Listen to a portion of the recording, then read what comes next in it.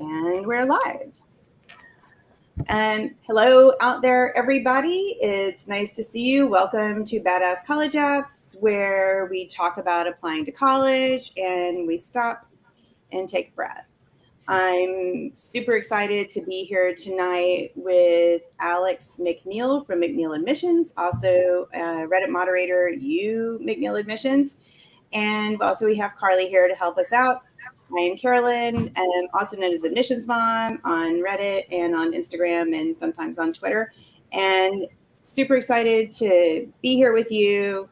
If you're here in the chat with us, just let us know what you're doing and how you're doing and where you are and where you're coming from. And while we hear from you, I want to hear from Alex. Can you tell me a little bit about where you're coming from? Tell our audience who you are, where you are, what you do, all that good stuff. Sure. So I am calling in from Brooklyn. I'm in Brooklyn right now.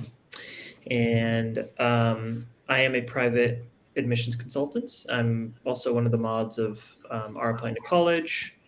And I'm just hanging out. I'm kind of in the down season now that, applications were submitted in January for for regular decisions. So hanging out, taking an immersive watercolor class right now in Manhattan, which is very fun. So 5 days a week, I'm commuting to Manhattan to do watercolor, which has been a wild experience, and that's what I got going on right now.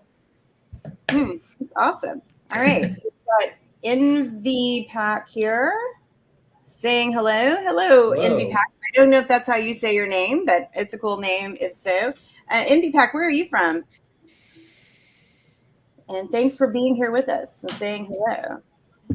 While you're filling it out, hey, Carly, tell us a little bit about you. Where are you from? What you're doing? I'm Carly. I'm from Portland, Oregon. I'm currently at community college studying communications. I haven't been doing anything too out of the ordinary recently. Just going to school, hanging out with people. Just the same old, I guess.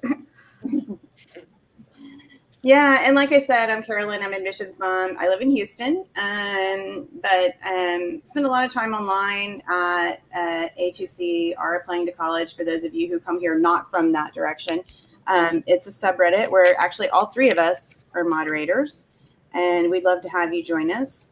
For those of you who are watching in the future too, because I know more future watchers aren't necessarily from the subreddit. And let's see, what have I been doing lately? I've been just doing like a whole lot of stressing out about the state of the world, I have to say. But I'm trying to kind of help myself deal with that and work past it. So, I'm excited to be here and talk about making decisions and talk about handling decisions and anything else you'll want to talk about, quite honestly. Super excited to have Alex here to sit and talk with us. Oh, Envy Pack, you're from the South. Me too. So welcome, fellow Southerner. Happy to have you here. Okay, so Alex, I think we're just going to jump in and start thinking about making those decisions and answering questions if we get them. And I'm just going to share some slides I put together here about de-stressing decision day.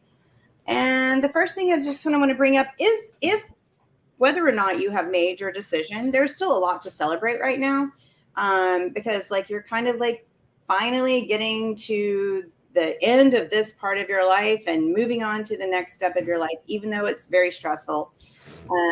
Good for you for being able to move forward. So that's super cool. Anything to say to encourage them about their celebration part, Alex? Oh man, I mean, it's just got to feel so good to be done. Yeah. I know that, especially for students that I work with who are frequenters of applying to college, the subreddit, you can really get sucked into the culture of applying to college, and just the process can become this singular, source of gravity that may feel like a black hole at the center of your life for 9 months or more. So I'm, now that folks have their results and probably have committed a lot of the, and many cases, you're good. You're in a good spot. I kind of am reminiscing about how that time felt for me, like after, kind of senior year, once college applications went out, and then just kind of feeling like, oh man, I've got like the whole summer and the end of spring. I remember spring, I'm kind of ranting a little bit, but I remember spring in senior year was such a good time because everybody just clicked. And it was sort of like everyone realized that this was kind of the end of the journey for the high school class, like in high school, and it was just a really good time. Just have very fun memories of that time of high Yeah, school. I actually remember that from my kids more, and from myself too, but it was like a different world from me a long time ago and completely different world as far as college going culture. But for my kids, yeah, that whole spring experience when everybody kind of took this collective sigh of relief, right? Like that it was over. And even I guess for the kids who didn't feel like it was completely over, if they were waiting on waitlist or they didn't like their decisions, whatever, it still was they were able to still kind of like in a way have it be over. And I do remember that. But nevertheless, I know that there are a lot of you out there who are still feeling kind of unsteady. Like we're talking about like celebrations and this feels so great. And I know for lots and lots of kids, it didn't work out the way you wanted it to work out. Either you're waiting on wait list and you're still unsteady, or you didn't like any of the decisions you got and you don't feel comfortable with making those choices. And we're going to talk a little bit about what to do in those cases, or whatever the reason is. And so I put here just this like really short little meditation that we're going to do at the end together, but I want to just talk about it a little bit because this is what really helps me when I feel like I'm kind of hit with situations that I don't like. And I am who I am. This is what it is. May I accept things as they are? May I trust in the unfolding? Now, what I'm going to say is acceptance doesn't necessarily mean like I'm going to let all this bad shit happen to me. Sometimes acceptance, and like maybe in your cases, can be like, I've got to accept the fact that it didn't work out the way I wanted it to work out. So that means I have to work extra hard at like rethinking this situation. It doesn't mean that just like, oh, well, now I'm just like stuck with whatever is going to happen. Right. Alex, do you have any little things you help yourself to do when you're like, a situation really isn't working out the way that you want it to go?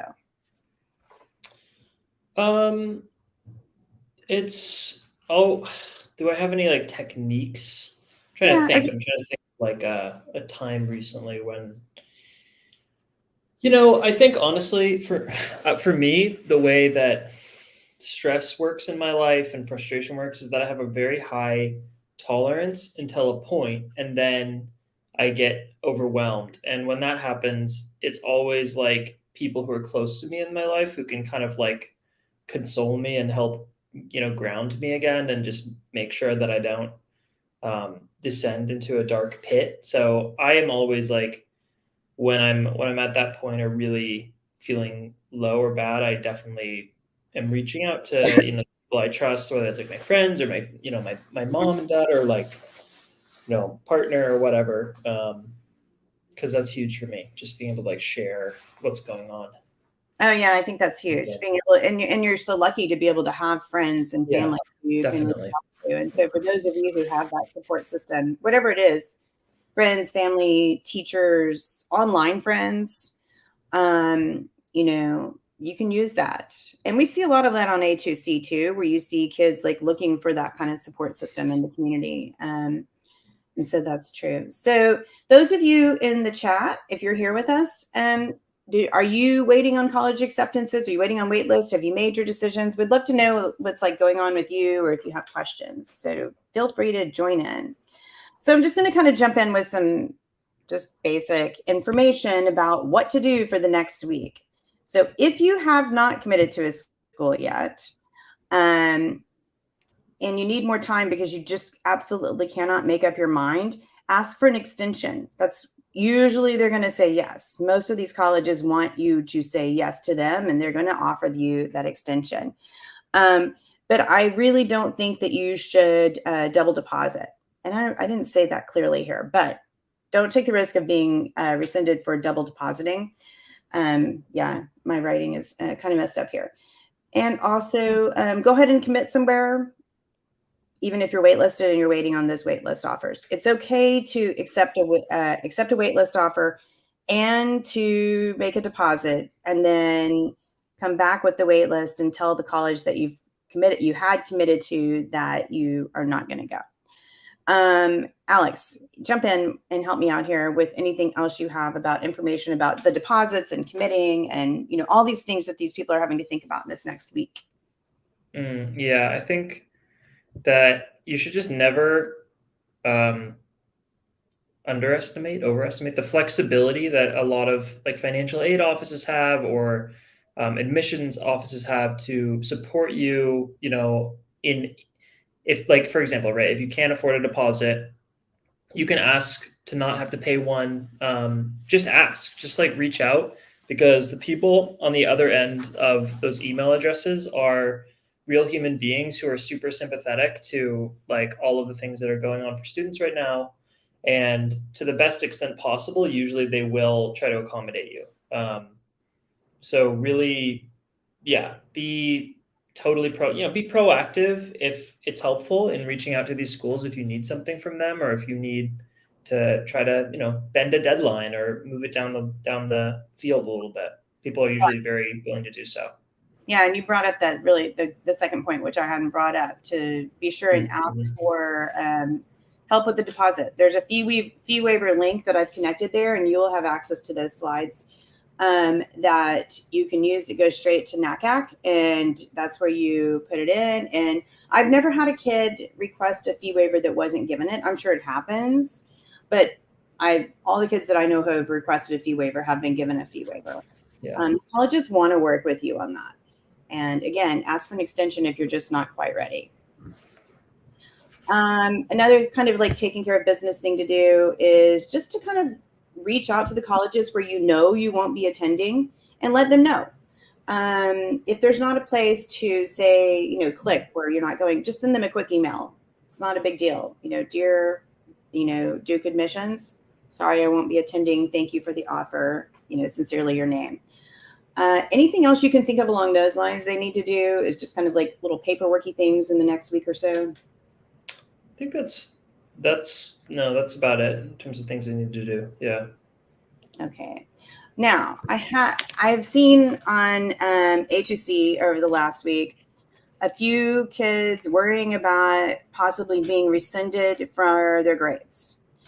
So they've committed or they're going to commit. And so I just wanted to talk about this a little bit because it seems like it has been coming up more and more.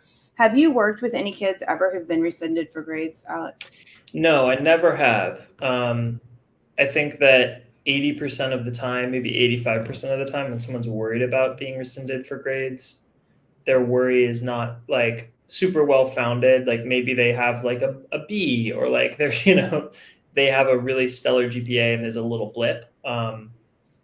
It's definitely in those more extreme circumstances where it's legitimate to worry. It's always legitimate to worry or to feel whatever you're feeling. But I think you go for the slide because I think you've laid out some good information here.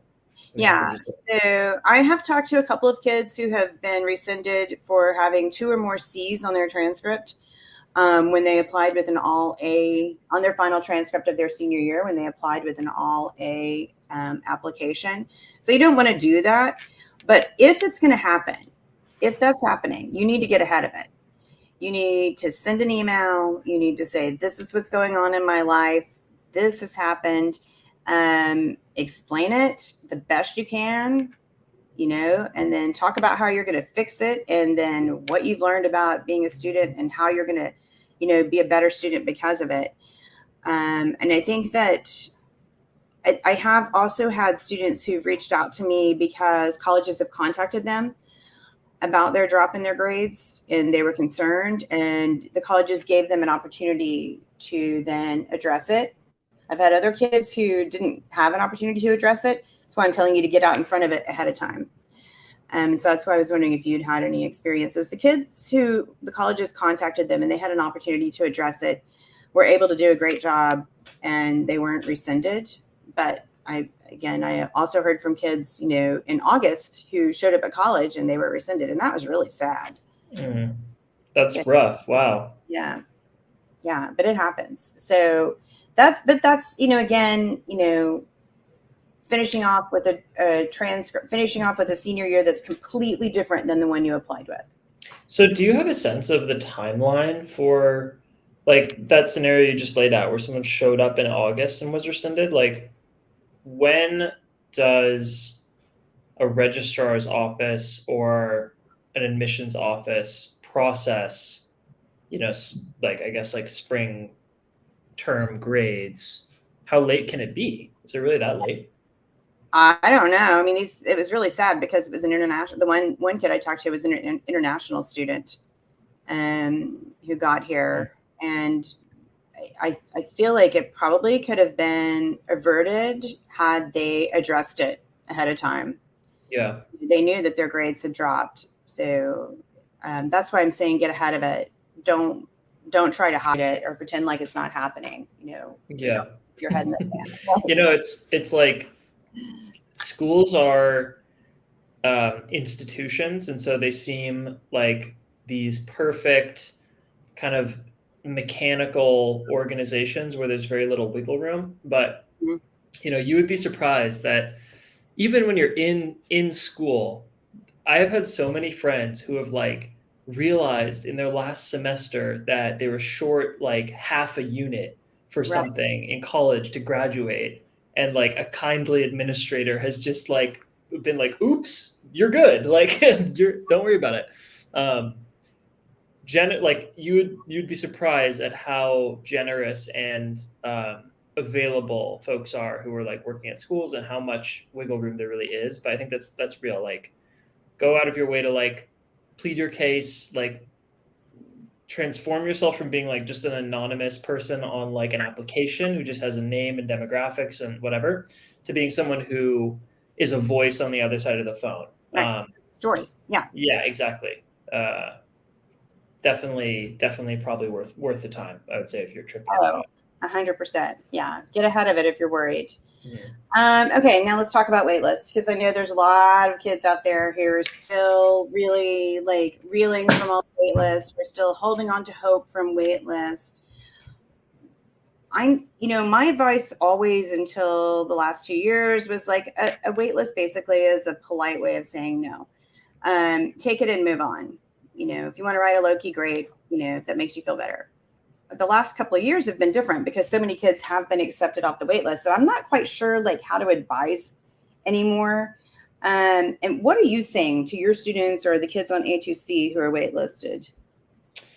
I think that at this phase, if you have an acceptance to a school that you feel, would work for you, you should probably just go all out. And like, I feel like earlier on, maybe like if you get a wait list for like an early decision or early action school, and you haven't gotten any acceptances, it feels like you need to be like highly strategic, highly sensitive. You need to send it at the right time. If they, you're worried about sending too many documents or updates, etc.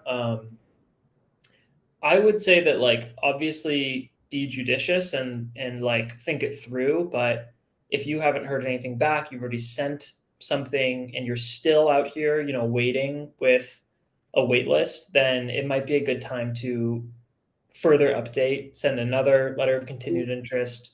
I mean, why not, right? Like, you've really nothing to lose at this point.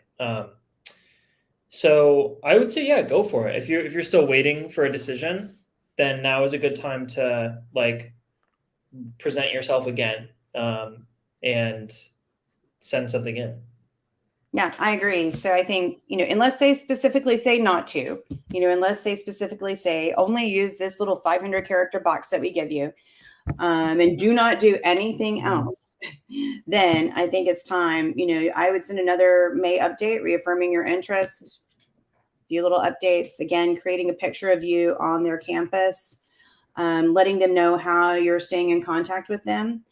And, I have a lot more information about writing you can read the low key, you can read my post there. And also there's a live stream that I've linked there for you. Mm-hmm. If you want to go watch that with Marcella, who is amazing about Waitlist. And she gave a lot of incredible advice that I would definitely highly recommend going and watching. But also be sure you've committed somewhere else, please. If you want to go to college next year, don't rely on that wait list to come through, so don't wait on it. Basically, again, write your next update and move forward, connecting with your colleges or your college where you're going to commit to. And if you're still deciding, and these are too small for me to read, but in my computer. But I do want to talk about, and I want to know if you have any other techniques, Alex, on here for the kids who are still like, okay, help me decide between college A and college B. How do you help your kids decide? Yeah, I'm kind of looking at this. I mean, I think we'll sit down and we'll talk, and usually the role I will play is like trying to suss out the kind of competing rationales for why they might want to go somewhere, why they might not. And usually there are a few different reasons that are actually more superficial than the other ones that matter. And that kind of presents after 20 minutes of talking about it. Like I was talking to a student recently who was deciding among liberal arts colleges, and he was trying to understand he wanted to study classics and he was trying to think like, okay, but if I go to school A, like how will that impact my ability to get a job right out of college? Mm-hmm. And I was like, okay, you're going to a liberal arts school to study the classics. There's not going to be like a one-to-one translation like from that experience to your post-grad life, most likely. Certainly not one that's going to be meaningfully affected if you go here versus here, right? So we talked about like, okay, hey, like local or regional alumni networks matter a lot when you're looking at liberal arts colleges, but like let's pivot this discussion back to how you felt when you visited those campuses. Like he said something really powerful about like, I could really see myself becoming who I am at school X. And then we kind of like breezed past it, or he breezed past it, talk about finances. So just try to identify, I guess, like it can be hard to do that without like talking with someone, but try to identify what those big areas of hang up are, and then really think deeply about whether the like importance that you're ascribing to those is justified or due, or not, because it might be that you're just like hyper fixating on something that when you really think about it deeply may not matter as much as you might think at first. So try to get self-clarity, I guess, if you're doing it on your own. Yeah, we have a great question here from Jack. How can I be more comfortable choosing a school going against what my friends think is the better school? Yeah.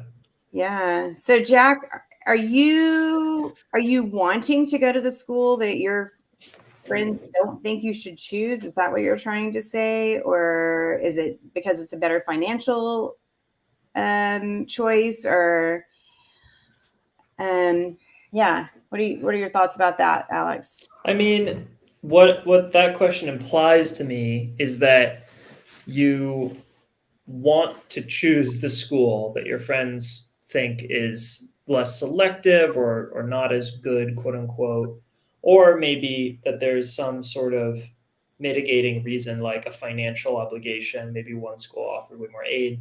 I think in either case, like, sometimes you'll see posts on A2C where people are like, I really want to go here, but my friends say it's like a bad school. And then a bunch of commenters will say, like, well, like you need to find different friends or whatever.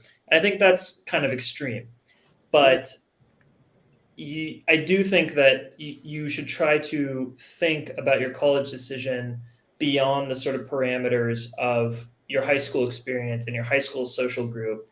It's a decision that is going to have a huge impact on your life. And if you have a really strong feeling that, you have more fit at like a safety school, for example, right? Like, which a lot of students end up feeling like they create a list and they are thinking up here, they get their decisions, and then they take a second look at a safety and they're like, ooh, that's actually where I want to be. That's a community for me.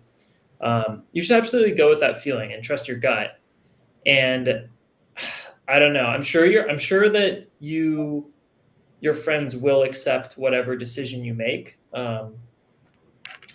And I also definitely think that certainly if there's a financial component involved or there are other material reasons why it makes sense to choose the school that your friends might be saying is less good, that really matters. I mean, I think the college choice comes down a lot of the time to material circumstances. For me, I had a couple of really amazing UCs that I was choosing among, but financial reasons kind of intervened, and I ended up having to go somewhere that I didn't know that much about.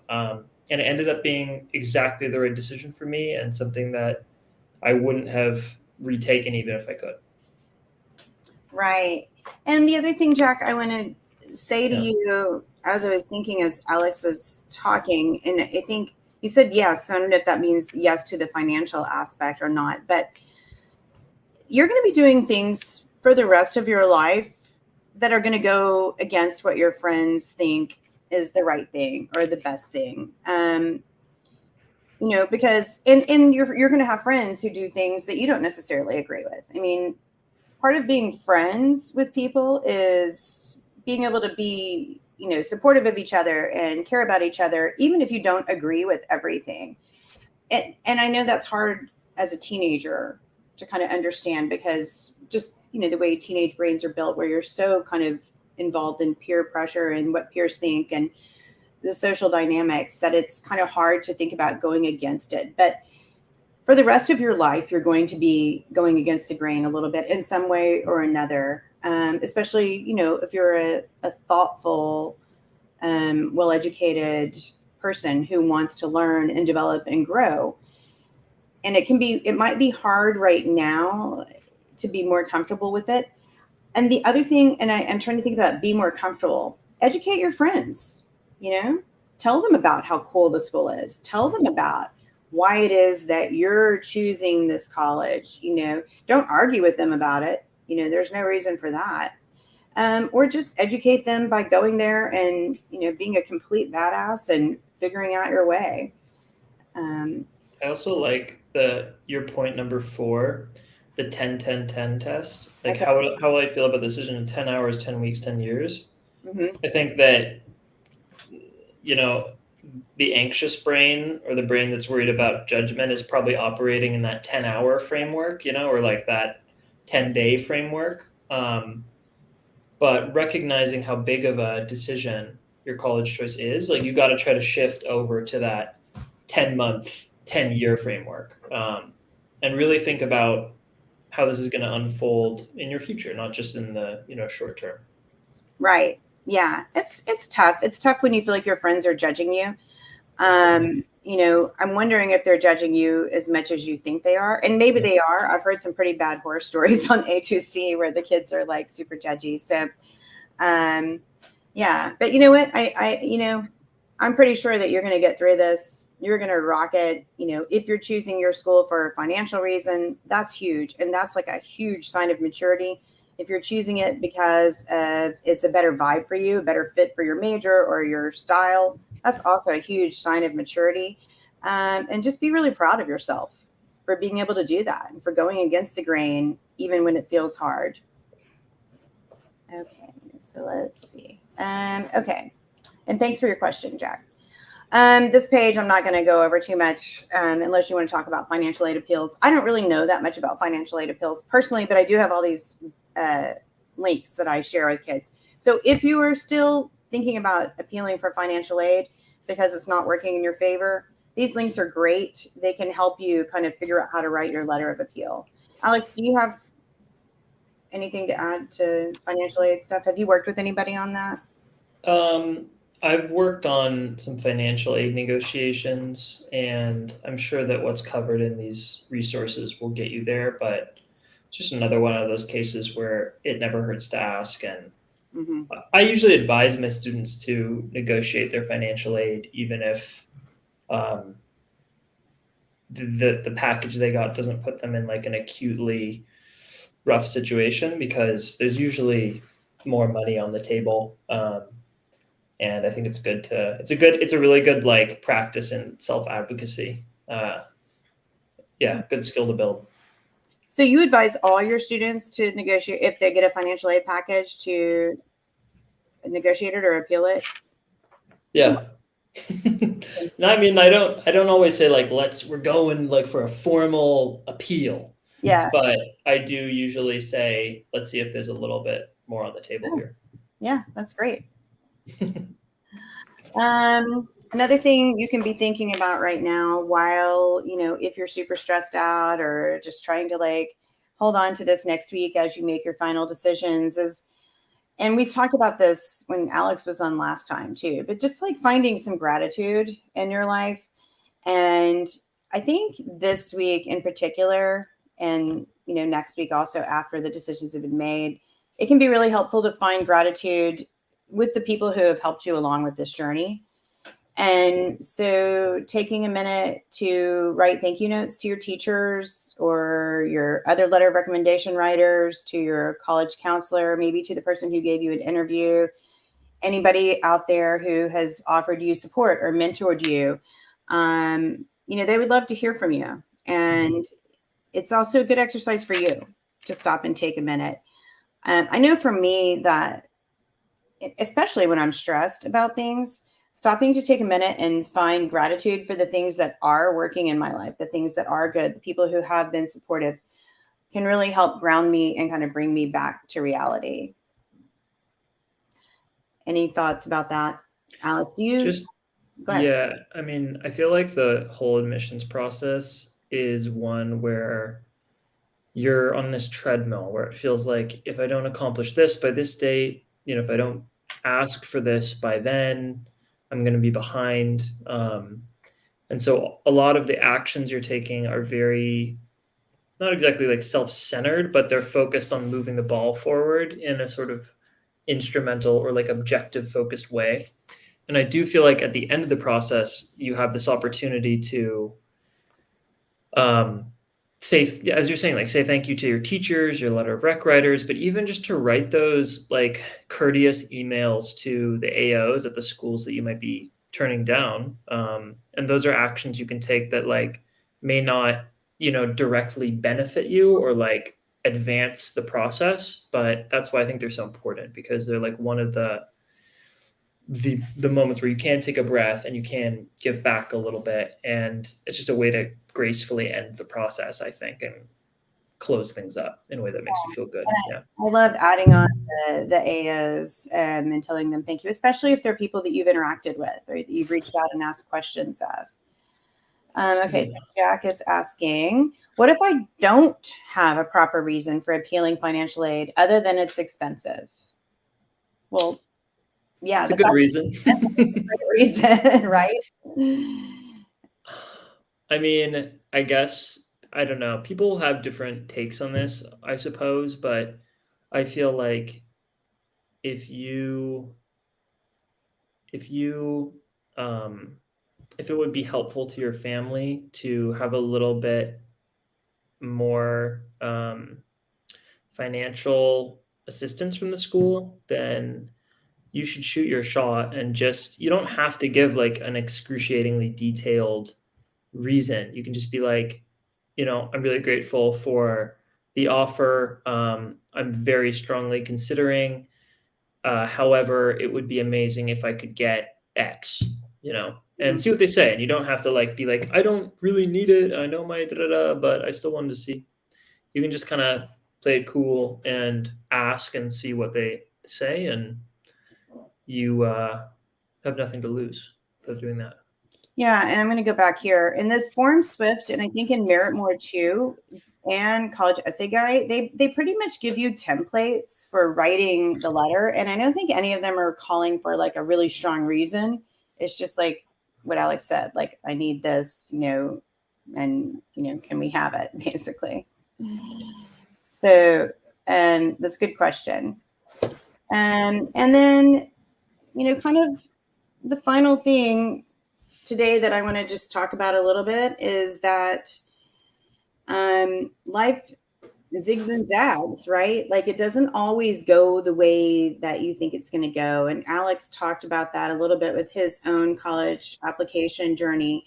Any other times in your life, Alex, beyond college admissions, where it hasn't like exactly gone in the direction you were expecting it to? Yeah, I mean, the whole time, the whole life, Yeah. for sure. Like I really, when I was at the end of my college career, I had an opportunity to be an intern in the White House, in the Obama White House, and I had another fellowship that I was a finalist for, and I decided I was going to do something different, and it ended up being it was that was a bad decision. It didn't go how I thought it was going to go, and it was a big roast. It was like I had these crazy opportunities I was really excited about, but it ended up I ended up moving to Mexico because of it. No, I wasn't fleeing the government or anything like that, but I just needed to go somewhere else, and I was in Mexico for 6 months and kind of reset and went in a different direction, and continued to like bounce around in different ways. So I don't know. Yeah, I think life takes you in very unpredictable and interesting directions, and it just is. It's really important to it's something you hear a lot, like everything happens for a reason. I think that's one of the sayings where you can kind of choose whether or not to buy it, and choosing to buy it is a lot more helpful than choosing not to buy it, because it helps you frame up a mentality that's really healthy and positive, and helps you make something good out of like something that might seem like a letdown or yeah. Yeah, I'm not sure that I'm a believer in everything happens for a reason. I used to be. Yeah.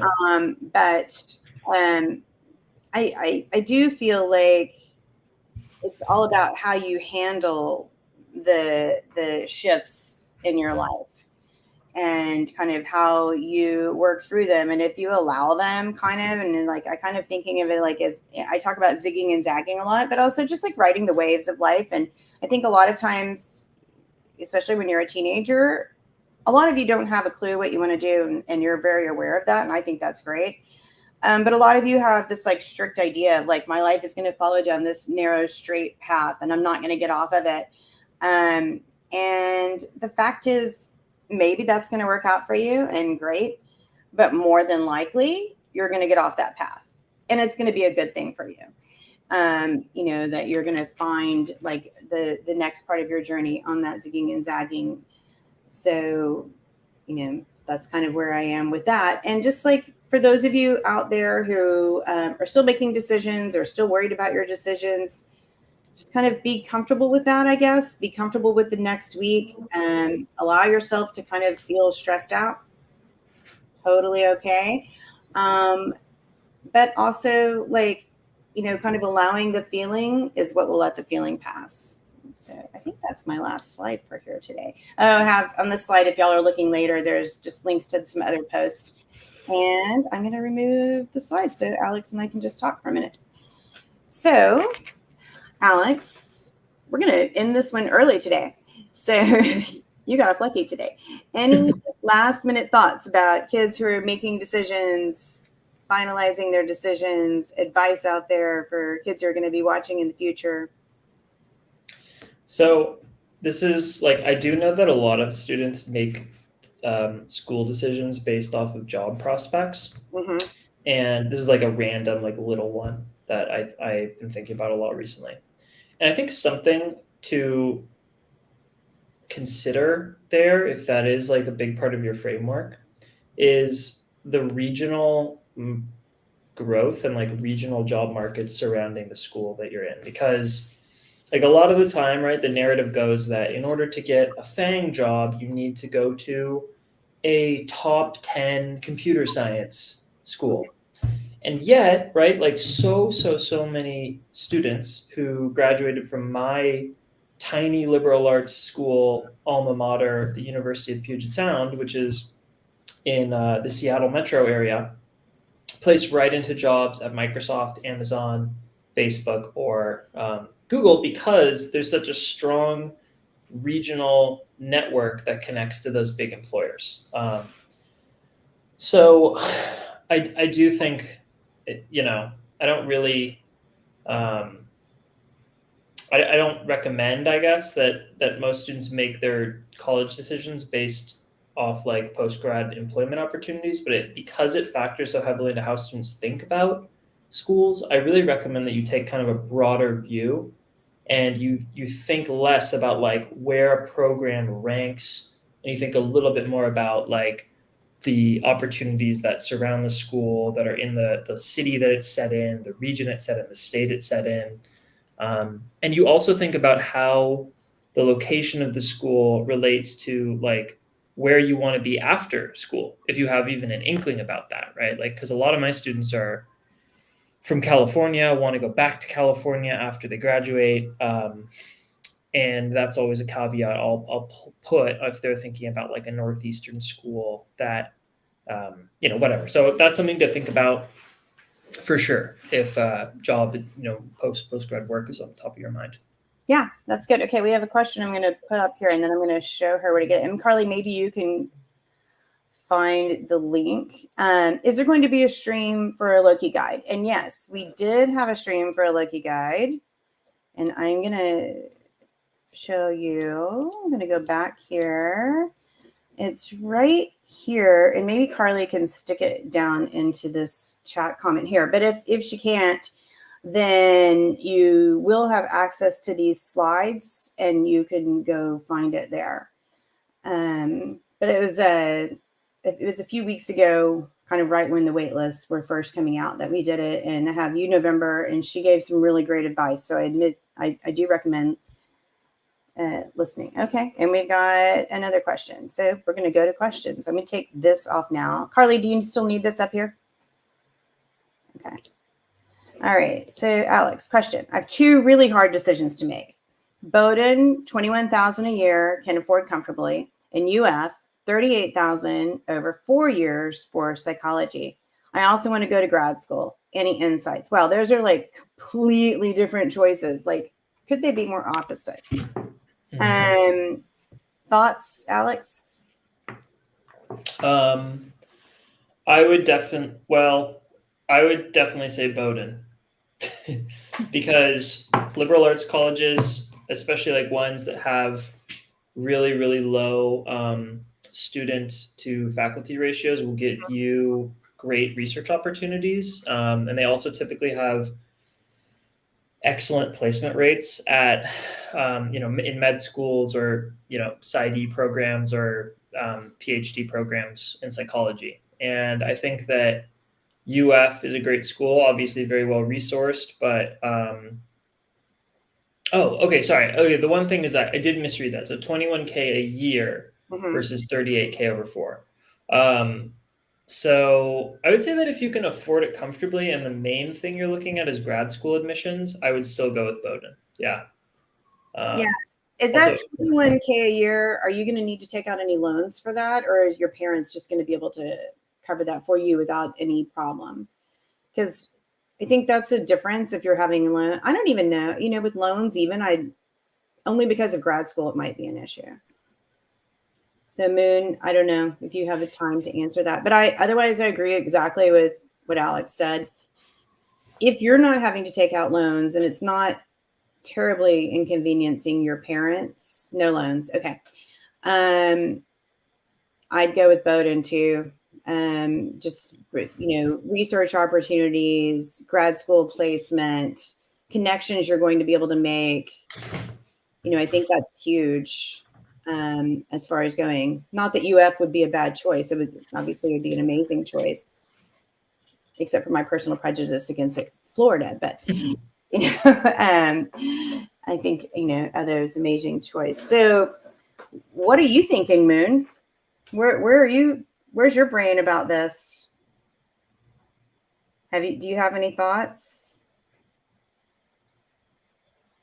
And while she's thinking about that, or they're thinking about that, and didn't mean to gender you, I wanted to talk about my favorite suggestion for making your decision. And here's what I say, and it's one of my list of things to do, is to make big pros and cons sheets and put them up in your house. If you haven't done this yet and you're still deciding, do it. I promise it works. You put every school you're considering, put the name at the top, write pros, write cons, and every little thing you can think of. Now, the one that I think is the most important to think about is financial if it's an issue for you. So that needs to get a lot of time and attention. But other than that, just list all the pros, all the cons, like any little thing you can think of. Eventually, it starts becoming like really clear. Writing it down makes it clear for you. And think about all the different aspects: financial, distance from home, weather, vibe, professors, research opportunities, career opportunities, grad school placement, stuff you want to do on Saturdays, stuff you want to do on Wednesday nights, all the things, like really like push yourself to think all about all of that stuff as you go. If you can visit what you thought about on your visits. If you can't visit, do some online visits and like write down your thoughts, because eventually it starts becoming clear, I think, the more and more you go with it. Then pick one and see how you feel about that choice.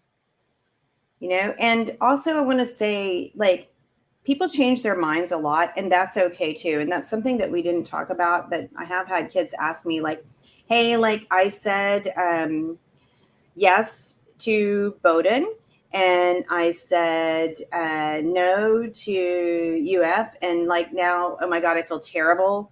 Like it just does not feel right. Can I change my mind? And the answer is yes. Generally, I have known kids who have changed their minds even a week later, honestly, and came back to the colleges, and I'm talking Yale and Harvard, and said, I changed my mind, and it works out for them. So don't feel like you're stuck. I mean, okay, maybe not a month later, but in a few days, if you've changed your mind, it's going to work. Yeah. Okay. So Moon is thinking that people underestimate LAC so much. Whoa, not me, not Alex. Yeah. I'll say something that is like, okay, I believe that grad school admission compared to undergrad admission is like easy mode. And if you're someone who can get a decent GPA in undergrad and who is semi-active, in your research area, you don't have to be doing like research with professors or whatever. There is going to be a good grad school for you pretty much across the board, whether it's law or it's med school or it's a psychology program or, a PhD in political theory or whatever. I think that when students prioritize like being able to get lab-based research experience as a prelude to like a grad school in the medical field or in a science field, I actually think that they're overestimating the importance of undergrad research in like prepping for grad school admissions. And so usually if I'm working with a student who is focused on grad school eventually, what I'm pushing them to look for is teaching quality and just like general sense of community fit and vibe, and not to worry so much about like research opportunities and resources. I do feel like kids who are wanting to apply to med school need to have lab-based research experience now. I mean, it's just changed. That's a shift from when my son applied to med school, but I think you can get that. I feel like you can get it more at a smaller liberal arts college than at a big public university, because you're not competing with grad students. So you're getting in there and getting to write, and you're getting to be an author, so I think that that's something to think about for sure. Let's see. Jack is giving us some thoughts now. So Jack says, I did your 10-10-10 and made a pros and cons comparison, but due to finances, I'm very unsure. The more expensive school, Princeton, just has so many more pros. So Jack, you were the one who was talking to us about before about choosing the school that your friends didn't think was as good. Do you mind sharing with us what the other school is? I'm kind of curious now. You got me curious. I'm going to just show you this conversation. So Moon says, Jack, how much debt are you going to be in after 4 years? And Jack says, maybe 40,000. And then she's asking they're asking the major. So I'm kind of curious about your major too, what you're planning to do after. I don't see 40,000 as a ton of debt for attending Princeton. So I'm kind of curious about what your other choice is, especially if, sometimes that you have to think about the amount of debt. Okay. University of Mississippi. And which one do you want to go? You want to go to Mississippi more? Is that the one that you're concerned about your friends judging you? There's like a 10-second delay, I suppose, so we gotta wait at least 10 seconds. Yeah, engineering. So, Jack, you're thinking University of Mississippi for engineering versus Princeton because of the 40,000. Are we interpreting that correctly?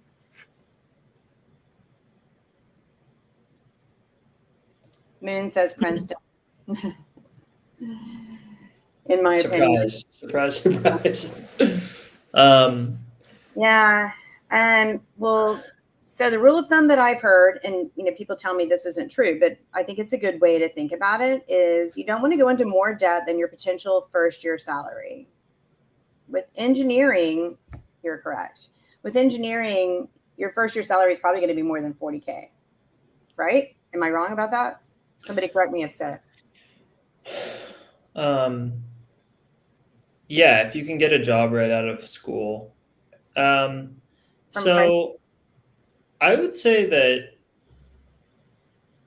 like, turning down Princeton and debt for a school that you are excited about and that doesn't have debt is never a bad choice. Like, right, if you know you want to go to Mississippi and you are going to come out with no debt at all, to me that's totally legitimate, right? Like, you don't need to consider Princeton more strongly just because it's Princeton. However, I think if the reason you don't want to go to Princeton is because of the 40,000, then you probably you should consider Princeton more strongly, because $40,000 is a really manageable debt load as far as it goes for a school of that caliber. And the other thing, okay. Okay. Okay. Then in that case, I would say you should. I mean, I'm not a financial aid expert, but I would go to Princeton. I would go to Princeton.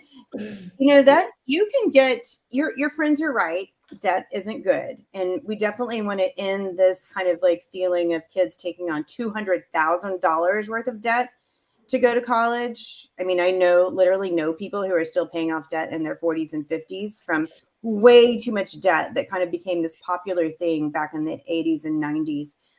But I think $40,000 as an engineering major is really not unreasonable. And also, I want to tell you, you're going to be able to work in the summers as an engineering major and make money, and sometimes a lot of money.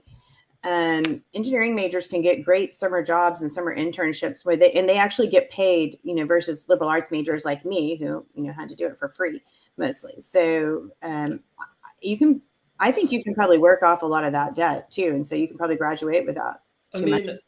Debt is a systemic fact in college admissions and in life, right? You have to take on debt to move the ball forward a lot of the time, whether you're starting a business or pursuing higher education or graduate education. So the key is like learning to have a stomach for a little bit of debt and being clear-headed as you're analyzing how much debt you can take on for whatever payout is at the end of the line. Like, one of the scariest things for me was taking on debt to start a business, right? Which I've done a couple of times, because taking on personal debt to do something that has a totally like speculative or like future value that hasn't manifested yet is just terrifying. And I'm someone who, comes from just a sort of like family community where debt is really like a scary thing. So I've had to really change my attitude toward debt over time. But I think that especially if that debt is going to be like partly in like federal debt, and it's not private loans, then that's quite affordable for like an engineering degree from um, a school like Princeton. And I think really just the alumni network at Princeton alone would Right. pay pay that back quickly. Right. And an engineering degree from Princeton is going to offer you a ton more opportunities if you decide not to go into engineering. If you decide to go into any other business, having that Princeton degree is going to be really valuable for you. Whether you decide to move on, honestly, anywhere, like into any other sector. The other thing to think about, and I've seen this happen with kids, is University of Mississippi isn't going anywhere. You can always, and Princeton is, it would be much harder to get into Princeton as a transfer applicant. And if you're going to Princeton, you're finding that the debt feels uncomfortable or you don't want to tolerate it, or for whatever reason, University of Mississippi is still going to be there waiting for you, whether you're in-state or not, to be honest. So to me, I love the fact that you're being so thoughtful about this decision. A lot of kids would have just like had an immediate decision. So I love the fact that you're being so thoughtful about it. And what are your parents thinking, Jack? Kind of curious. And Moon, I'm kind of curious about you because you said Princeton definitely, in my opinion, to his choice between good question, Moon. I'm going to put that up there, or Carly, can you put that up there? You said definitely for him between Princeton and Mississippi, but for yourself between Bowdoin and Florida, which in my mind they're not exactly the same, but very similar choices as far as prestige, as far as what people are thinking about things. Big school versus small school, you're a little bit more unsure. And can you double deposit? I definitely don't recommend it. What do you say to that, Alex? Well, in a previous stream, I said that it's, I said like more like yes, but you had a convincing case, and I think I backed off on that a little bit. Yeah, I don't recommend it. Colleges really don't want it, and I have heard that they could resend you for it. I don't know. Some colleges are doing some shady stuff these days, so I'm not really sure anymore. But I wouldn't do it. I would honestly, if you need more time, ask them for more time. That's fair. Yeah. If you really cannot decide, just ask them to give you a little more time. You sounds like you're waiting on a wait list, Moon, since you asked about the Loki. So that might be feeding into your sense of like not being able to finalize your decision. Good question. And it's kind of one that I was trying to address and then got messed up on my typing.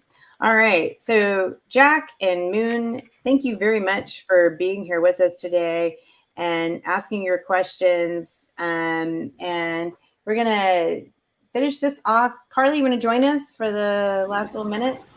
Great. Thank you. So we're going to just do like 1 minute of, I don't really call it meditation, but it's just a minute of being mindful. Alex, you going to stay with us? Yeah. Okay, cool. Let me get my bowl.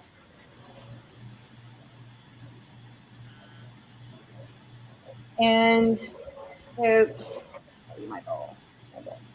And basically, this is the one that this is the little 1 minute mindfulness exercise that I put at the very top of the slideshow at the very front. And it's just going to be about kind of like dealing with life the way it is right now and whatever brings you in.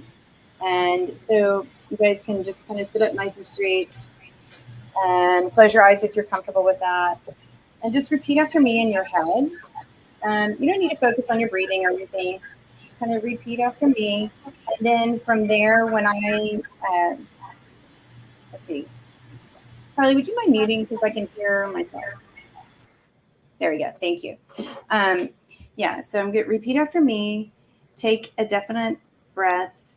Moon, I do see your question, and I'm going to come to that when we're done here.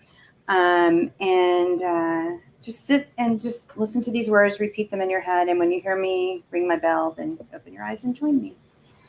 So I want you to repeat after me. I am who I am. This is what it is.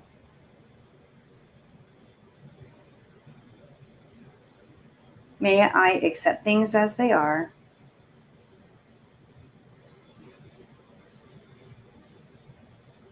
May I trust in the unfolding.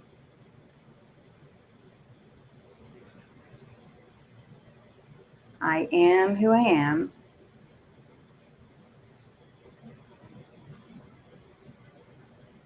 This is what it is.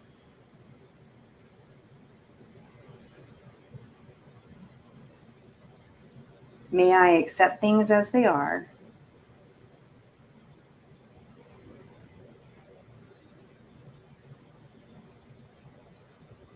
May I trust in the unfolding. I am who I am.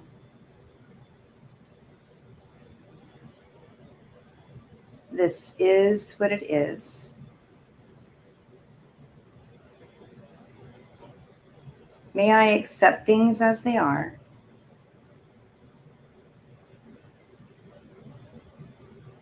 May I trust in the unfolding. We're going to do it one more time. I am who I am. This is what it is.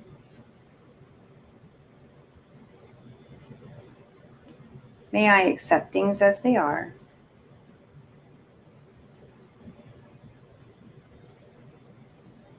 May I trust in the unfolding. When you hear my bell, you can open your eyes and come back with us.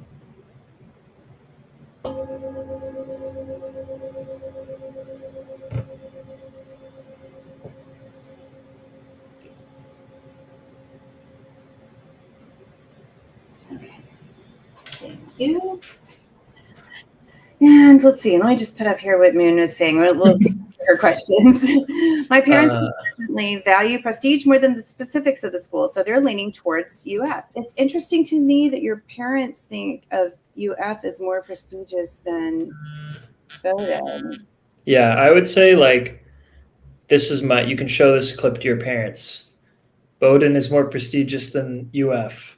I tried telling Bowdoin carries more weight in grad school admissions than UF. Yeah.